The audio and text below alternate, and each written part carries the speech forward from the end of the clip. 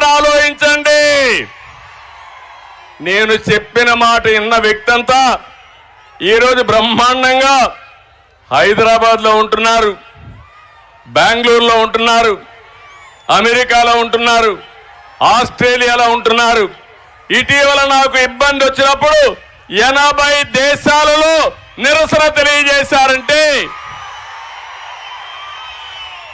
సంఘీభావాన్ని తెలియజేశారంటే అది తెలుగువారి సత్తా అని చెప్పి నేను మీకు తెలియజేస్తున్నా.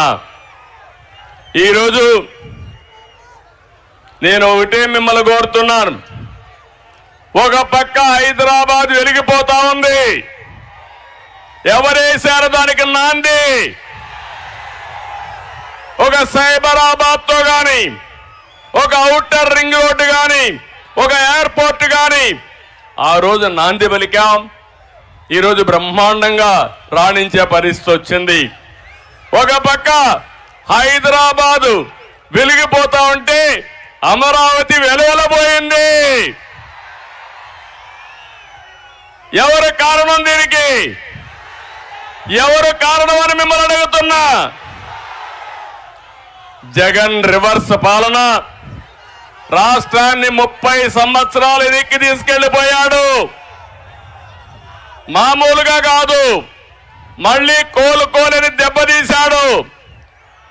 ఈరోజు ఈ తిరువూరు నుంచి పిలిపిస్తున్నా, రాష్ట్రాన్ని కాపాడుకోవడం కోసం రా, కదలి రా. ఇది నా కోసరం కాదు, తెలుగుదేశం పార్టీ కోసమే కాదు, పవన్ కళ్యాణ్ కోసమే కాదు, జనసేన పార్టీ కోసరం కాదు, 5 కోట్ల ప్రజల కోసం పిలిపిస్తున్నా. రా, కదలి రా. వస్తారా అని మిమ్మల్ని అడుగుతున్నా. బాధ్యత తీసుకుంటారా అని మిమ్మల్ని అడుగుతున్నా. సిద్ధంగా ఉన్నారా అని మిమ్మల్ని అడుగుతున్నా. ఉన్నామంటే పిడికిలు బిగించి చూపేయండి.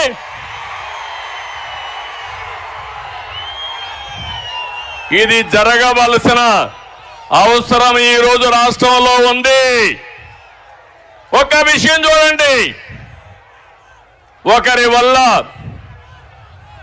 ఒక రాష్ట్రం, ఒక తరం, 5 కోట్ల మంది ఇంతగా నష్టపోయిన సందర్భం భారతదేశంలోనే కాదు, ప్రపంచంలోనే ఎక్కడా లేదు.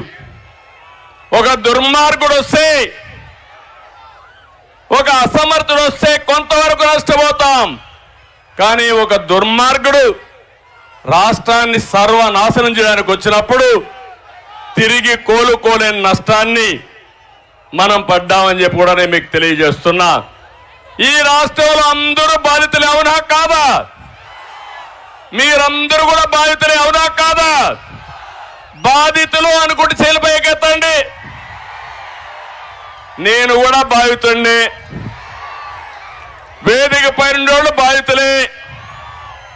కొంతమంది ఎక్కువ రోజులు జైలుకు పోవచ్చు, కొంతమంది తక్కువ రోజులు జైలుకు పోవచ్చు. పోలీస్ స్టేషన్ పోనడు లేడు. ఏంటి అన్యాయం అని అడుగుతున్నా మిమ్మల్ని అందరినీ. ప్రజాస్వామ్యంలో నిద్ర లేని రాత్రులు గడిపాం, భయంకరమైన కాళరాత్రులు గడిపాం. ఏంటి అరాచకం? ఈ అరాచక పాలనకు చమర గీతం పాడాలా లేదా అని మిమ్మల్ని అడుగుతున్నా. పాడాలి అనుకున్న వాళ్ళు గట్టిగా చెప్పండి, కూడా చెప్పండి.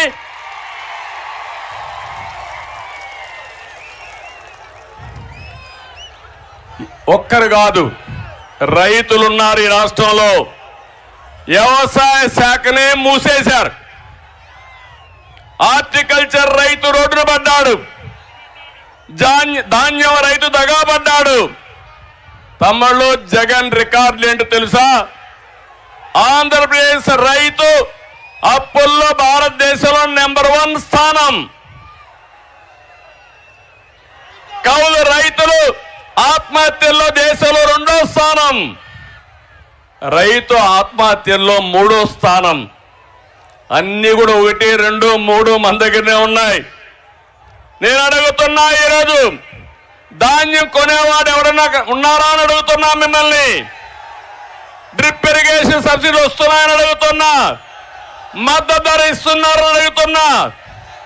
తమ్ముళ్ళు మీరు ఏం ఎక్స్పెక్ట్ చేస్తారు? టమోటోకి పొటాటోకి తేడా తెలియని ముఖ్యమంత్రి. అవునా కాదా? వ్యవసాయం చేస్తాడా? తెలుసా వ్యవసాయం? నేను చూసా వ్యవసాయాన్ని. చిన్నప్పుడు అన్నిటికీ ఎద్దులే, మడకలు దున్నాలన్నా ఎద్దులే, నీళ్లు కపిలి తీయాలన్నా ఎద్దులే, ఎక్కడన్నా ట్రాన్స్పోర్టేషన్కి ఎద్దులే. అదే మారిగా ఎక్కడన్నా పండుగలకు పోవాలంటే బండ్లు కట్టుకొని పోవాలన్నా ఎడ్ల బండ్లే. కానీ అలాంటి ప్రయాణం చేసిన నేను నా జీవితంలో చూసా. ఈరోజు డ్రైవర్ లెస్ కార్లు వచ్చేసాయి తమ్ముళ్ళు. ప్రోగ్రాం పెట్టేస్తే కారు ఎక్కితే డ్రైవరే అవసరంలా ఎక్కడికి కావాలంటే అక్కడ దిగే పరిస్థితి వచ్చింది. అంటే ఎందుకు ఈ విషయం చెప్పానంటే ఏదైనా సాధ్యం. అలాంటి ప్రపంచంలో మనం ఉంటే మన ముఖ్యమంత్రి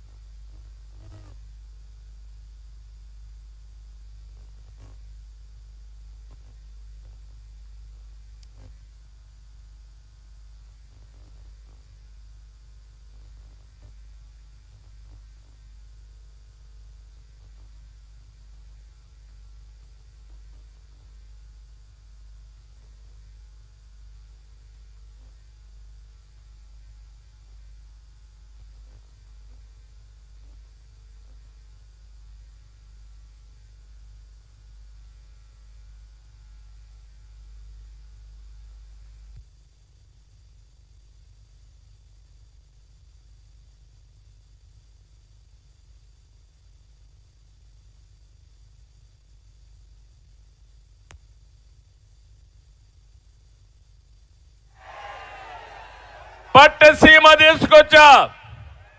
గోదావరి కృష్ణ రెండు నదుల అనుసంధానం చేసిన ఘనత తెలుగుదేశం పార్టీది. అలాంటి పట్టిసీమను ఈరోజు చూస్తా ఉంటే పాడు పెట్టాడు. గోదావరిలో డయాఫామ్ వాల్ ఉంది, 2 సీజన్లో పూర్తి చేశాం. దుర్మార్గుడైన